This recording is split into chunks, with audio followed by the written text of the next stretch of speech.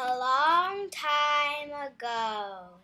Actually, in 1846, the Mexican War began.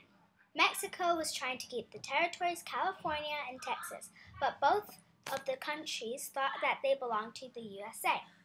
Soon, the USA heard about this and agreed. So they told Mexico they would pay for the land if Mexico gave it to them. The Mexicans thought that the Americans were bullying them because the Americans said that they were going to pay for the land, but the Mexicans said no. So some people were sent from America and they started making trouble in Mexico. So the Mexicans declared war.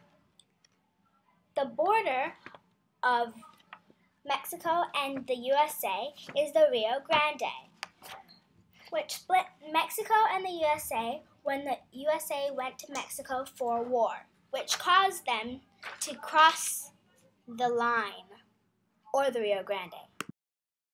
Zachary Taylor was the Americans' leader when the war had begun, while on the other hand, General Winfield Scott was the Mexicans' leader. Even though they were both Americans, they still declared war.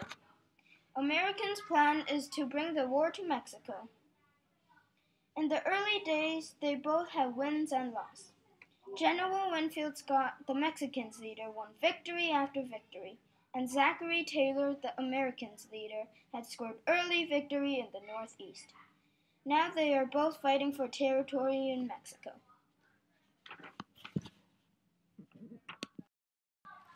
General Winfield Scott was a very important leader in the Mexican history because he led the Mexicans to war.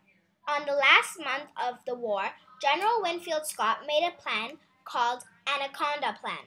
People of Mexico started to criticize him sharply because they thought the plan would fail, also because it had to do with a lot of money.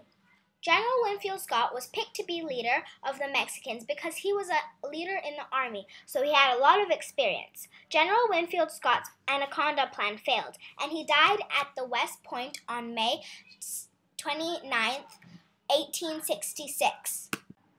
Zachary Taylor was a very important person during the Mexican-American War because the Mexican forces in September 1846, when the war was happening, he led the Americans to war and made sure that they would win.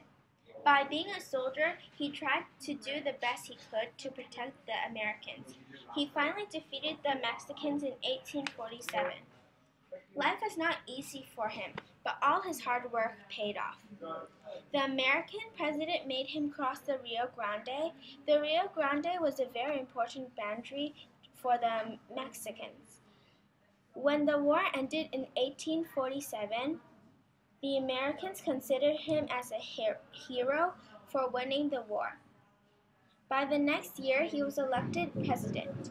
He died after eating fresh cherries and drinking some milk, which caused him cholera.